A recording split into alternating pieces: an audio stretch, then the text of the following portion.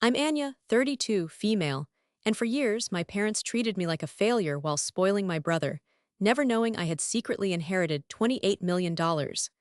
Now, sitting in their bankruptcy hearing, I'm about to reveal that the new owner of their house is me. The air in the courtroom is stale, thick with the scent of old paper and quiet desperation. My parents, Mara and David, sit at the plaintiff's table, their shoulders slumped in a performance of defeat. My brother, Cole, sits between them, looking less like a man of 28 and more like a teenager who's just been grounded.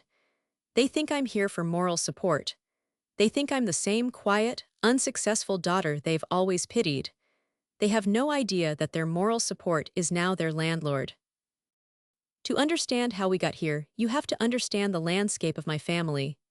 It was a territory with firmly drawn borders, and from birth, I was assigned the barren outskirts while my brother, Cole, was handed the thriving heartland. My parents didn't just favor him, they seemed to draw their own life force from his perceived successes, and they saw my quiet nature as a personal affront, a stain on their otherwise perfect family portrait. Their worldview was built on a very specific foundation: appearance over substance. A successful life, to them, was loud, flashy, and expensive. It was a brand new luxury car in the driveway, a brand name logo on a handbag, and a son who could boast about his next big venture capital pitch, even if the last five had crashed and burned. I, with my love for books, my passion for the subtle art of graphic design, and my preference for a quiet evening over a loud party, was a glitch in their programming. The examples of this disparity aren't just moments, they are the pillars of my entire childhood and young adulthood. My 21st birthday is a perfect, painful diorama of this dynamic. My parents threw a massive party for Cole on his 21st, renting out a popular downtown bar. The centerpiece of the evening was the moment my father, David, jingled a set of keys before presenting Cole with a gleaming black sports car, a monstrously expensive vehicle that he would dent within 3 months. The crowd roared, and my mother, Mara, wept with pride. A year later, for my 21st, I was treated to dinner at a mid-range chain restaurant with just my parents and brother. My gift was a $50 gift card to an art supply store and a long, unsolicited lecture from my father about the importance of building a real career. "Art is a nice hobby, Anya," he'd said, gesturing with his fork. "But hobbies don't pay the mortgage. Look at your brother. He's already thinking about his future, about building something. You need to be more like him, more ambitious." Cole had just smirked, basking in the praise. At the time, his great ambition was a plan to start a subscription box service for elite dog accessories. It went bankrupt in 6 months, costing my parents over $40,000. They called it a learning experience. When I once needed $200 to fix the alternator on my 10-year-old car, my mother sighed dramatically and told me I needed to learn how to be more financially responsible. "We can't just bail you out every time something goes wrong, sweetie," she'd said, a phrase she had never once uttered to her son. Holidays were another stage for this recurring play. At Thanksgiving, Cole would hold court at the dinner table, weaving grand tales of his latest disruptive business idea. My parents would hang on his every word, their faces glowing with admiration. "Isn't he brilliant, David?" my mother would whisper loudly. "He just has that spark." Then all eyes would turn to me, and the inevitable question would come. "And you, Anya, still drawing your little pictures?" Any attempt to explain my freelance successes, landing a contract with a respectable small press, getting a design featured on a popular blog, was met with polite, vacant smiles before the conversation was immediately steered back to Cole's hypothetical triumphs.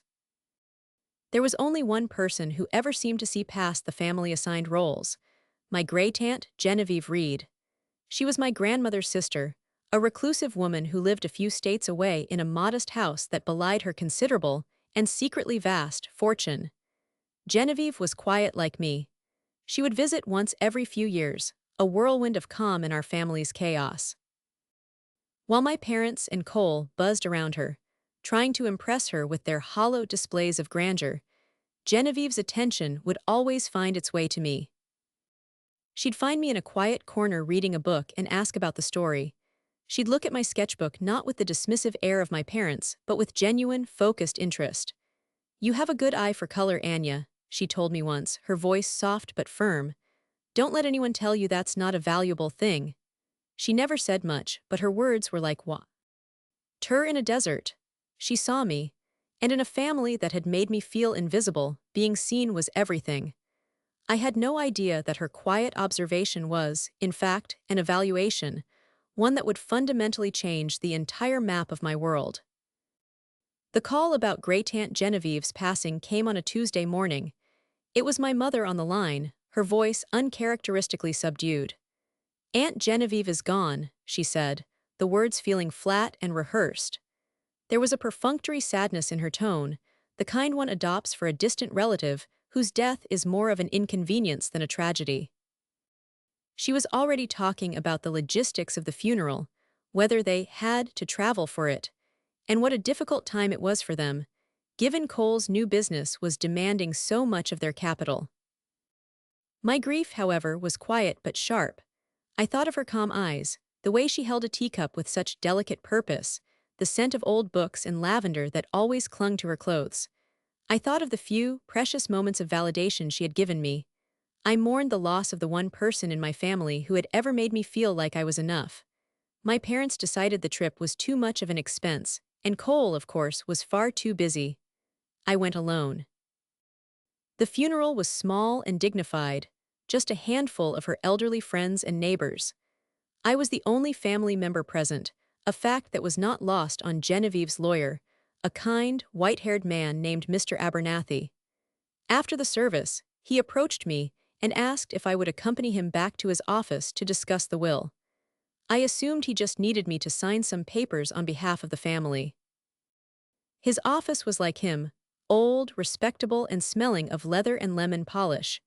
He sat me down across his large mahogany desk and folded his hands.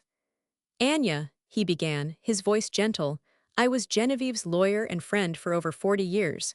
She spoke of you often, especially in these last few years." I was surprised. She did. "Oh yes, she saw a great deal of herself in you. Your quiet strength, your artistic soul, your independence. She called you a sturdy plant in a garden of weeds," he said with a small smile. My eyes welled up instantly. He slid a thick document across the desk. "This is her last will and testament. It is, to be blunt, quite straightforward. Aside from a few small bequests to her friends and a donation to the local library, she has left her entire estate to a single beneficiary." I nodded, assuming it would be some charity or perhaps a distant branch of the family I didn't know. Mr. Abernathy leaned forward slightly. "Anya, that beneficiary is you." The words didn't compute. My mind went blank. "Me," I whispered. "But what about my parents, my brother?" Genevieve was very clear in her instructions. She believed your parents and brother were, as she put it, leaky buckets. She didn't want her life's work and her husband's before her to be squandered. She wanted it to go to someone who would respect it, someone who understood its value beyond the price tag. He then slid a second piece of paper over. It was a summary of the estate's assets. I scanned the list of stocks, bonds, real estate holdings, and cash accounts. At the bottom was the total net worth. My breath caught in my throat. I read the number once, twice, then a third time, certain my eyes were deceiving me. $28 million. $28 million. I choked out the words, my voice a strangled squeak. The room felt like it was tilting. Me, Anya, who worried about making rent and stretched a freelance paycheck for a month, was staring at a number with 7 zeros. Mr. Abernathy nodded calmly, as if he'd just told me the time. "That's the approximate valuation after taxes. It will likely be a bit more once everything is liquidated and transferred." He then pointed to a specific paragraph in the will. "There is one very important condition, however." Genevieve was adamant about this. "She has stipulated, legally and bindingly, that the nature and scale of this inheritance are to be kept strictly private. You are under no obligation to disclose this to anyone, and it was her expressed wish that you do not disclose it to your immediate family." I stared at the clause. It was a shield, a final, posthumous gift of protection. Genevieve had known with absolute certainty what would happen if my family found out. The demands, the manipulation, the guilt. The endless, bottomless pit of their need would consume the money and me along with it. She wasn't just giving me her fortune, she was giving me a future free from them. She was giving me a choice. I understand, I said, my voice shaking but clear. I'll honor her wish. The weeks that followed were a blur of surreal paperwork.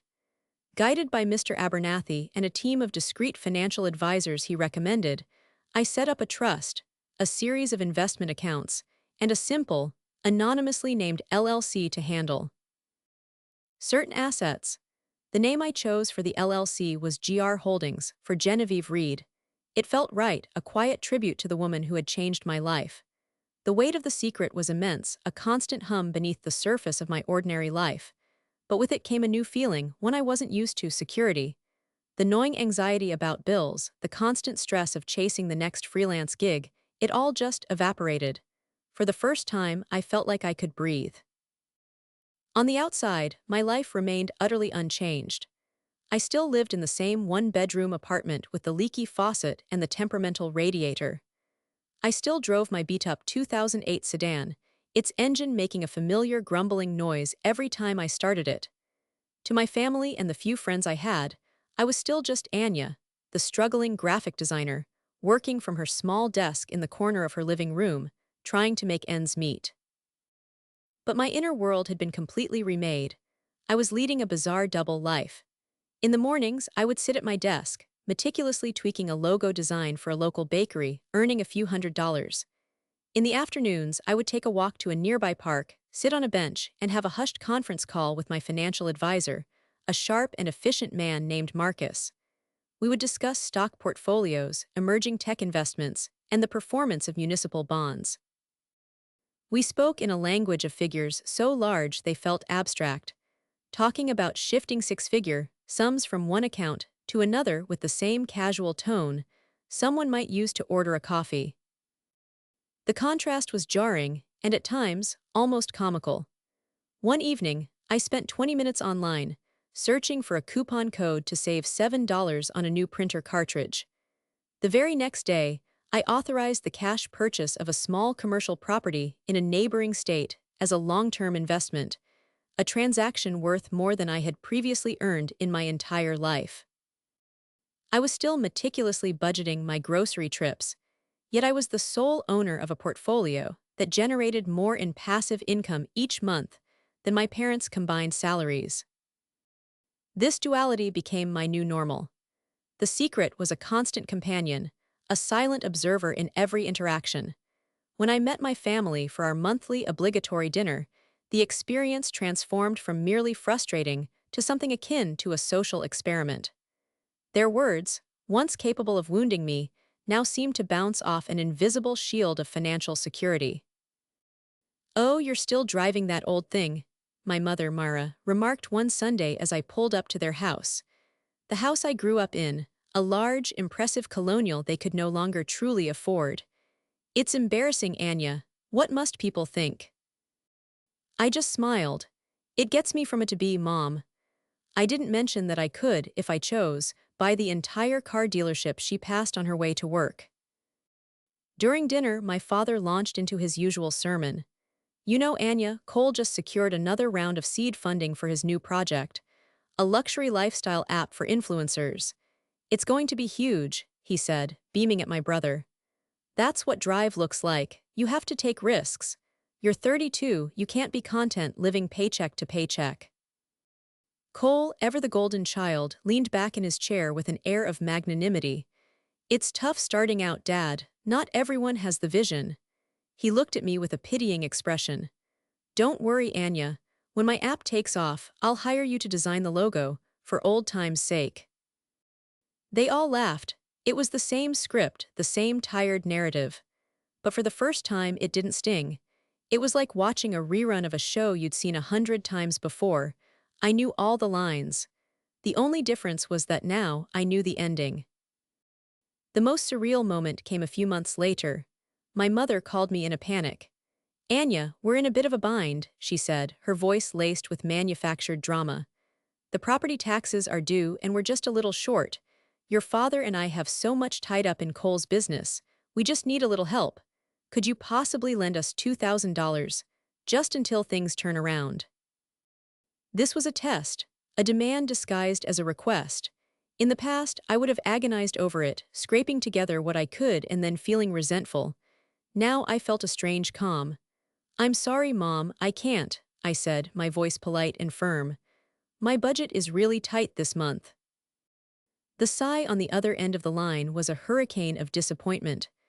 "Honestly, Anya, I don't know why I even bother to ask. You're so selfish. It's always just about you. Your brother would give us the shirt off his back if we asked." The irony was so thick I could have choked on it. Her son, who had single-handedly drained their life savings, was a saint. I, who was quietly ensuring my own financial independence, was selfish. "I'm sorry you feel that way," I said, my voice betraying no emotion. "I have to go, I have a project deadline." I hung up the phone. I walked over to my window and looked down at the street. The secret I was keeping felt less like a burden and more like a fortress. And I was safe inside its walls, watching the storm rage outside. They had no idea who I was anymore. And I was beginning to realize that perhaps they never had. The luxury lifestyle app for influencers was, predictably, a spectacular failure. It burned through my parents' remaining savings and the seed funding, which I later learned was just a high-interest loan taken out against their house, with the speed and intensity of a wildfire. Cole's vision, it turned out, was little more than a poorly designed interface and a business plan that seemed to be based entirely on wishful thinking. The app never launched. The money was simply gone.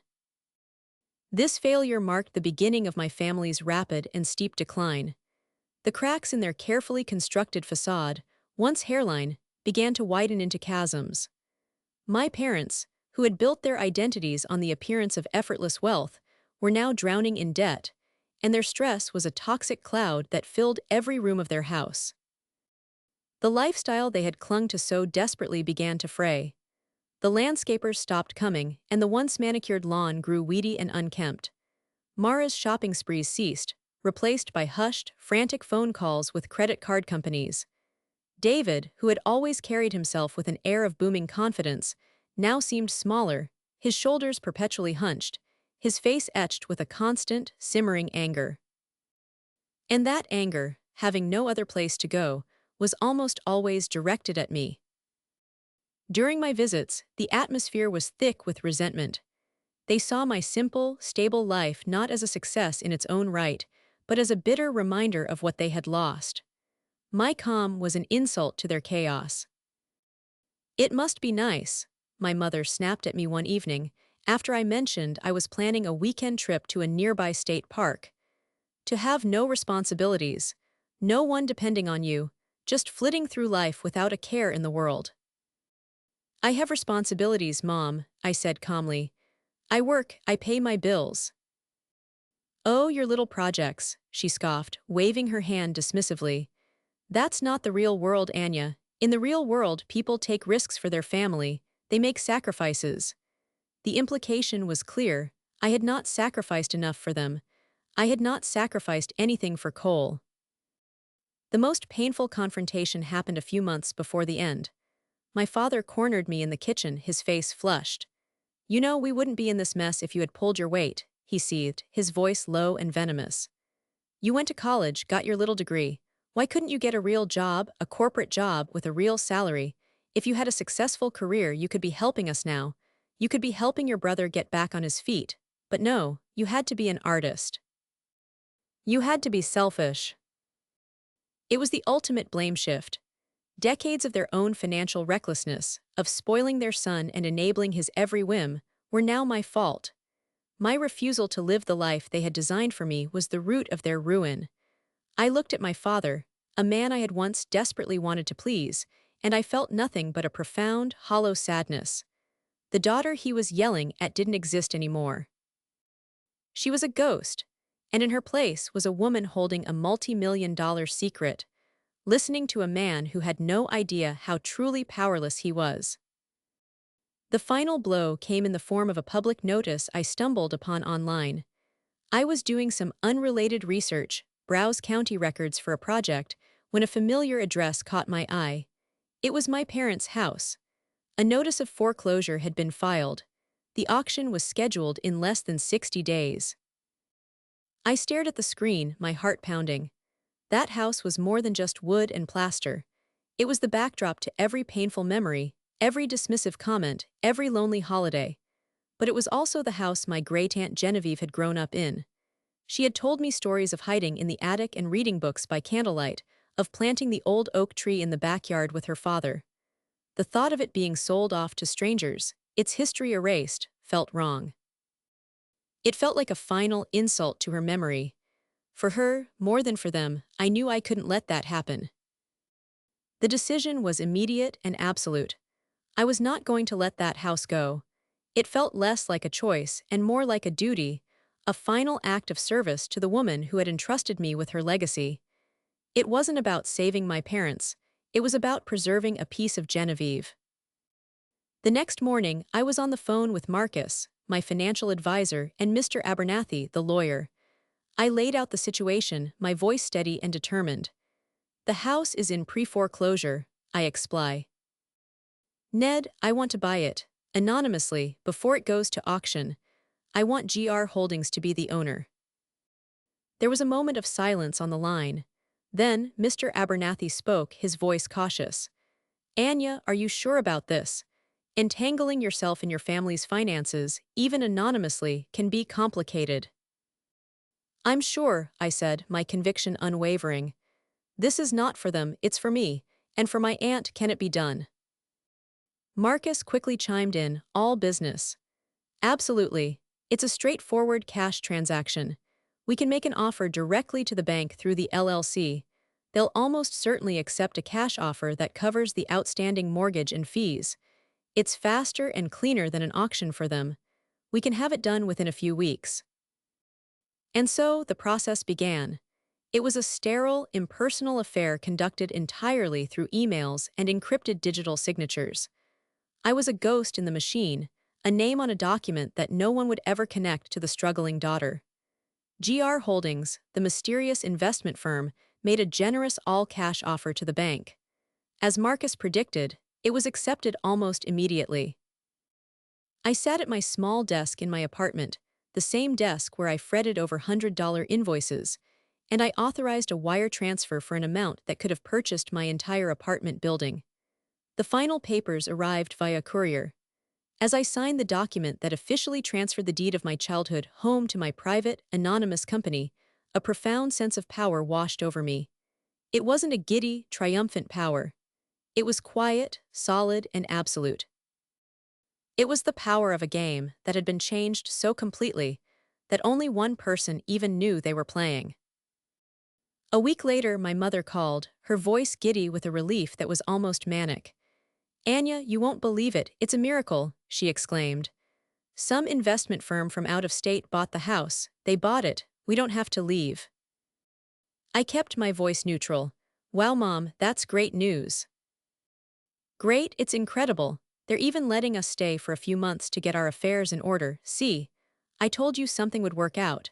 Your father and I have always been blessed with good fortune, she said, completely oblivious to the stunning irony of her words. This company, GR Holdings, they must see what a valuable property it is. It just goes to show you, good things happen to good people.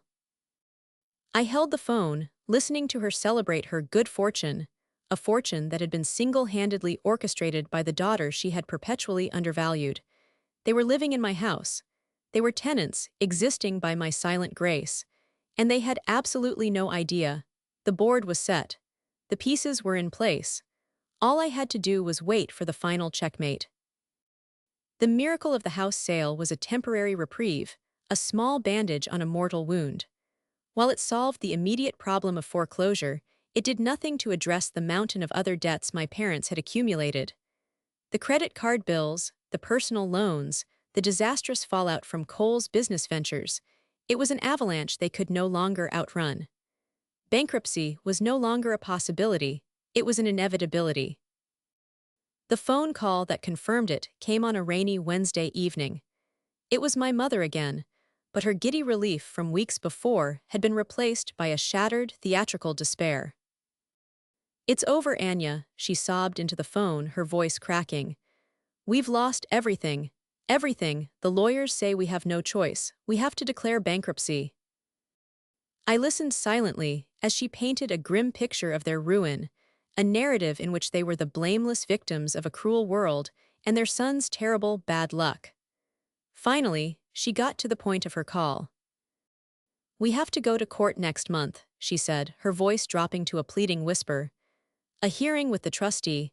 Anya, you have to be there, for us, for your father and your brother. We need you there for moral support. After everything we've been through, it's the least you can do." The least you can do. The phrase echoed in my mind. It was the family mantra, the verbal hook they used to reel me in whenever they needed something. For years, it had worked. This time, it felt different. Agreeing to go wasn't an act of submission. It was a move on the chessboard. "Of course, Mom," I said, my voice a calm, even surface on a sea of hidden knowledge. "I'll be there." My placid agreement seemed to unsettle her. She was likely expecting an argument, or at least some hesitation she could use as leverage for more guilt. My simple acceptance left her with nowhere to go.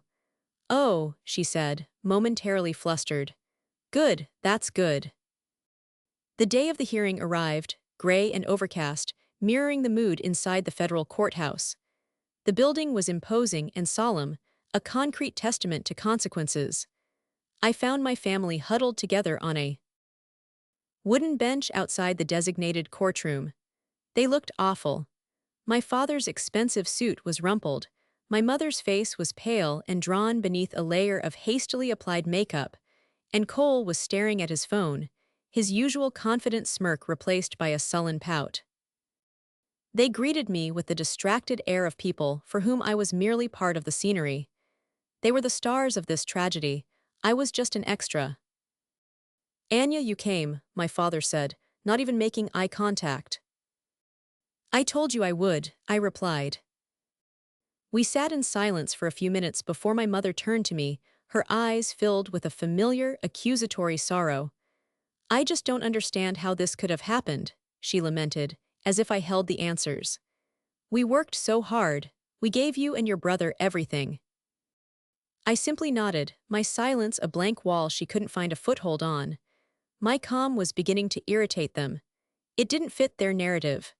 The failed daughter should be weeping alongside them, or at least showing some sign of distress. My composure was an anomaly, and they treated it as another one of my personal failings, a lack of empathy. When we were finally called into the courtroom, we took our seats. My parents and Cole sat at the plaintiff's table with their harried-looking lawyer. I sat on the public bench directly behind them, a silent observer, a shadow, just as they'd always seen me. I smoothed the lapel of my simple black blazer, my heart beginning to beat a steady, powerful rhythm against my ribs. The room was quiet. The trustee, a stern-looking woman with sharp eyes, entered and took her seat. The show was about to begin. The bankruptcy hearing began with the dry recitation of facts and figures. My parents' lawyer, a man named Mr. Klein, outlined their financial situation in a dreary monotone, listing their assets and liabilities. The liabilities column was staggeringly long. As he spoke, my mother, Mara, began to cry softly into a tissue, a calculated, performative sorrow. My father stared grimly at the table, his hands clenched into fists, while Cole looked bored, as if the proceedings were a dull but necessary interruption to his day. "And so," Mr. Klein continued, "my clients find themselves in this unfortunate position due to a series of unforeseen business downturns and significant personal expenditures related to supporting their family." He cast a meaningful glance towards Cole, who didn't seem to notice. The trustee, Ms. Albright, was unmoved. She looked over her glasses at my parents. "Mr. and Mrs. Reed, you lived a very expensive lifestyle. Your bank statements show a consistent pattern of high spending with little to no corresponding income for the past 2 years." My father spoke up, his voice thick with indignation. We were investing in our son's future. It was a calculated risk. "A risk that has led you to Chapter 7 bankruptcy," Ms. Albright countered flatly. She turned her attention back to their lawyer. Let's talk about the primary residence. The property on Oakwood Drive. The file says it was sold just prior to the foreclosure auction. Mr. Klein nodded, looking relieved to be on more stable ground. That is correct, Your Honor. In a stroke of good fortune, an investment firm purchased the property. This prevented the home from being seized by creditors in this proceeding. While my clients no longer own the asset, the sale did resolve their largest single debt, the mortgage. My parents both nodded along, playing the part of the lucky but unfortunate victims. I see, Ms. Albright said, making a note. And who is the new owner? What is the name of this investment firm? It's an LLC, Your Honor, Mr. Klein said, shuffling through his papers. Called GR Holdings.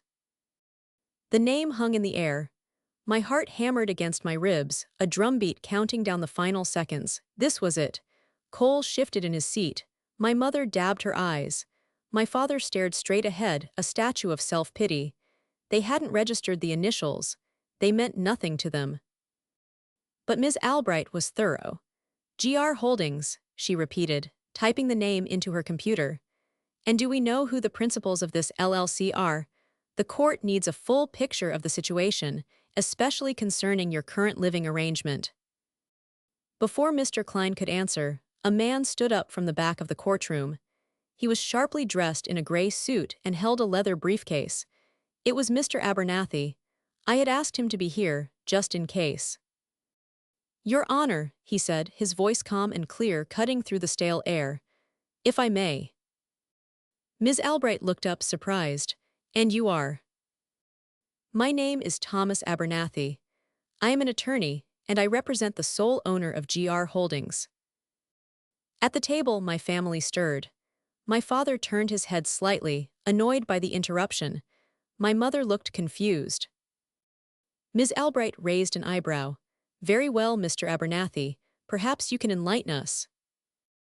Who is the owner of the property where the debtors are currently residing? Mr. Abernathy took a deliberate step forward. He didn't look at my family. He looked directly at the trustee. Then, he turned his head and gestured, not with his hand, but with a simple, slight nod in my direction. The owner of GR Holdings, Your Honor, he announced, his voice ringing with quiet authority, is my client. He paused, letting the silence stretch for one perfect, agonizing second before delivering the final blow. Ms. Anya Reed. The silence that followed was not empty. It was a physical thing, a vacuum that sucked all the air and sound from the room. I watched the back of my father's head as his spine went rigid. I saw my mother's hand freeze, the tissue held halfway to her face. I saw Cole, for the first time, look completely and utterly stunned, his mouth falling slightly open. Slowly, as if moving through water, all three of them turned their heads. They didn't turn partially. They twisted their entire bodies around in their chairs to stare at me, to stare at the daughter who sat on the public bench, the failure, the afterthought, the ghost. On their faces was a dawning, cascading wave of emotions. First, utter confusion. Then, a flicker of disbelief as if they had misheard. And finally, as my calm, steady gaze met theirs, the sickening, soul-shattering dawn of the truth. I didn't smile. I didn't speak. I just held their gaze, my silence more powerful than any words I could ever say. The game was over. I had won. The hearing concluded in a blur of legal formalities that I barely registered. The trustee, after a moment of stunned silence, quickly and professionally wrapped things up, but the true verdict had already been delivered. As soon as the proceedings were adjourned, my family descended on me, not in the courtroom, but in the echoing marble hallway outside. What is the meaning of this? My father demanded, his voice a hoarse whisper. His face was a mask of fury and humiliation. You lied to us, my mother shrieked, her voice shrill. You deceived us.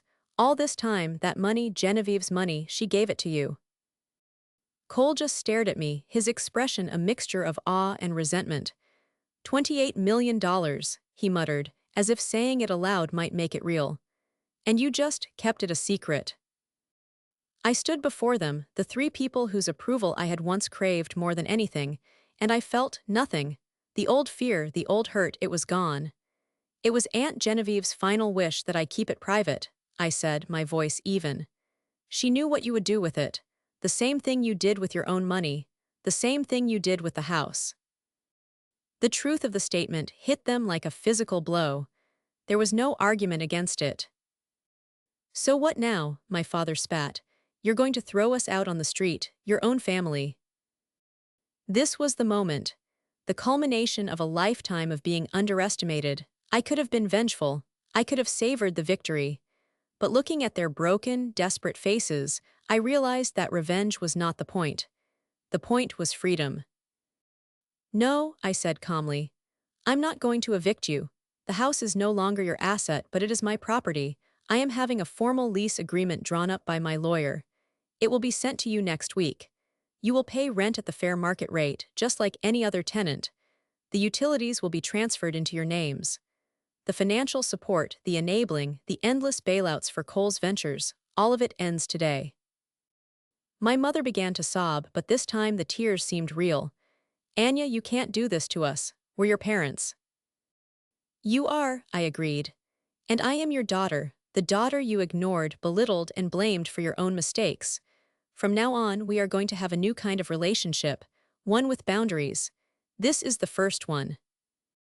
I looked at each of them one last time, at my father's impotent rage, my mother's crumbling facade, and my brother's dawning understanding of a world that no longer revolved around him. And then I turned and walked away. I walked out of the courthouse, out into the clean, rain-washed air, and for the first time in my entire life, I felt truly, completely free. The fortune from Genevieve wasn't just the money, it was the power to rewrite my own story. And my first chapter had just ended. After listening to today's story, perhaps it has raised some new questions in your mind. How would you have handled such a profound family betrayal? What does it truly mean to set boundaries? And when is it necessary to completely redefine a relationship?